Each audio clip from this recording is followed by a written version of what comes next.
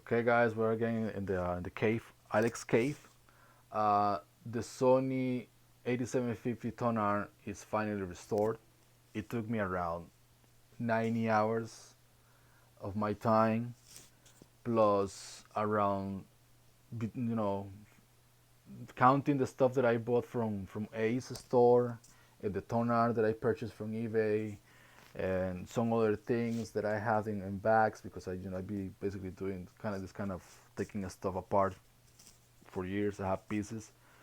It took in calculation of money you're seeing around $650. So just keep in mind if you're gonna get in something that is missing parts, which I recommend you stay away from that stuff.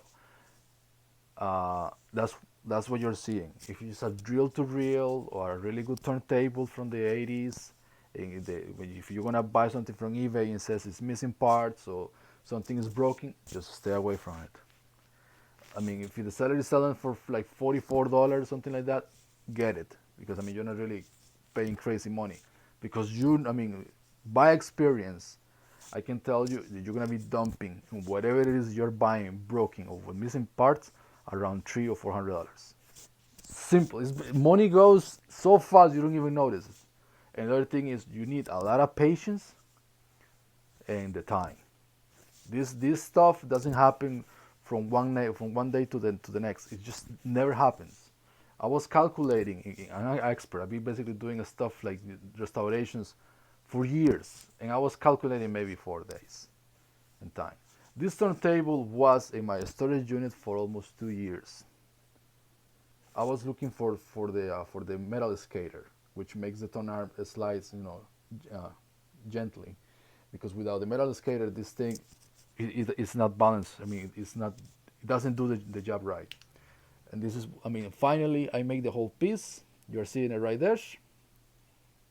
Let me see if I can move this thing. Okay, things up. There it is. That's the metal skater. You see the thing slides and there. So every time the Tonearm moves, the little metal wheel helps the arm. I mean, it's hard to see because I mean this phone, the camera of this phone sucks. But yeah, I mean, yeah, it's like 90 hours of work plus $600 in parts and stuff. Here's the other Tonearm, the 6750. The stuff that I removed the head. Now the head is in this one, the one that holds the head shell. The skater is not there anymore, as you can see, because I removed it. The only piece that remains that I want is this thing here. It's kind of like it's a tool. It's a tool that basically, there you go, keeps the Tonearm in place. These turntables, they all have it, but it comes independently. I mean, it's not attached to the Tonearm. This one, the 6750 has attached into the Tonearm. This one is removable, and all these 8750s, because after 54 years, most of the owners they lose those things. It goes in here. It even has the hole for the piece. It goes in here. So I got to remove the piece and put it there. What else? Let me show you the turntable working. The turntable is not on, and it's not going to remain on for long because the stroke light comes and goes. The light comes and goes, and it's because the circuitry, the filter caps and stuff, are basically failing. After 54 years, obviously they have to be replaced. But the Tonearm works. The belt that this thing needs to basically make the function to basically go back to the resting place costs $11 plus shipping. You're seeing $17. The turntable is not on also because I don't want to burn the stroke light. The stroke light is $60, 67 if you're lucky to find the original one, which are really hard to find. And I'm not interested to buy aftermarket because I already did that with that one. I replaced that one, and I didn't like the way the light looks like. So after, I replaced it, and after 6 months, I was lucky enough to find an original replacement on eBay, and I purchased that one. It was $67. So I just want to save this one. I'm waiting for the components. The components cost me, I think they're coming from Canada. It was $35 plus the tax that eBay has now, plus the shipping. From $30 it went up all the way to 80. So again, fixing vintage stuff is not for everyone. Right now there is one of these turntables on eBay for sale. The seller is asking around, I think it's $883. If you have a metal shop that you can make parts, precision parts, buy that. If you don't have that kind of stuff, the tools that you need, stay away from the turntable, because the toner of this turntable, and that's the problem that the one on eBay has, was broken. The one on eBay is broken. The whole thing is basically disattached from the base of the turntable. The copper pipe that holds this thing in place, this one is the 6750. This one is the 8750. The bases look the same, but they're not the same. This one is made out of plastic, this one is made out of aluminum, this one is 3 pieces, this one is 1. The pieces that I took to make that Tonearm look as good as new was this piece in here. This one is all damaged. I don't know what the original owner of the turntable trying to do with the turntable. To me, it looks like the guy just abused the turntable on purpose. This thing here, all this stuff, he used not sandpaper, but the how do you call this thing? The sponge that you use to clean, your dishes, the metal part, the green sponge. He used that stuff to clean this thing. That's why it has these scratches. Also, he used it to clean the platter. If I remove the Tonearm, you can see the scratches in the metal, the paint too. I don't know what was the purpose to basically damage the turntable the way he did. Like I said in the other videos, these things in here is not because the paint is coming off. It's because aluminum creates this bacteria. I don't know how it's called, and it starts to basically eat the aluminum away, and that's why you're seeing the pieces, the missing paint.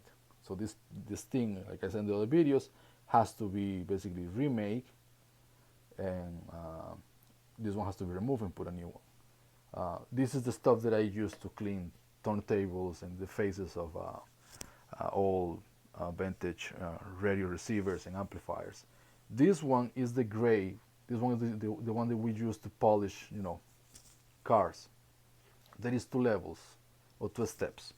This one is the gray one, and then there's the blue one. The one that I use to clean the faces of the vintage stereos and receivers is the blue one. And I mix that one. I take out 2 pieces of paper towel, put a little bit of that, the blue one, and then I put some of this stuff. So this stuff basically makes it more like, I can call it like, it moistures the paper towel, so it's easy. You don't have to be so rough. And when I say rough, it's like this. This is being rough if you use the blue one, because what this stuff is liquefied sand. This stuff, if you touch it, it feels like sand. This one is a really refined sand with some chemical. It makes it, it make it liquid. And the blue one is the same thing, but the blue one is rougher. So that's why I use this stuff, to make it very, easy to use, more gently to the faces. Because if you go like a little, if you put a little pressure when you're cleaning the faces, you can remove the letters and stuff in the faces. But if you go gently, the only thing that does is remove, the dirt and the yellowish stuff that's always in the vintage stereo stuff. So it's easy to clean. So in this case, because I already did the cleaning, what you see is what remains. So this this aluminum piece here has to be removed. I gotta send it to those places where they do, the how you call it, the replate it. It has to be basically redone. This guy here, I don't know.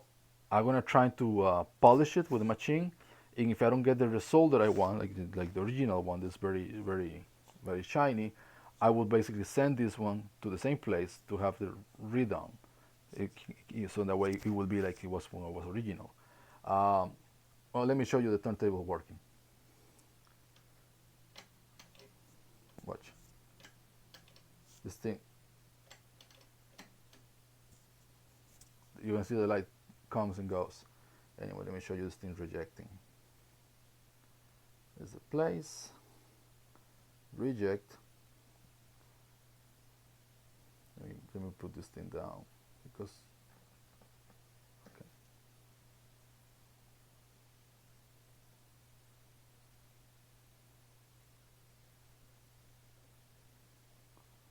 Let's stop this thing.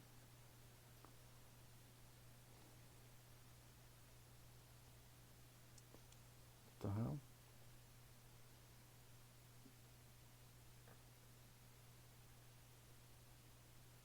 Okay.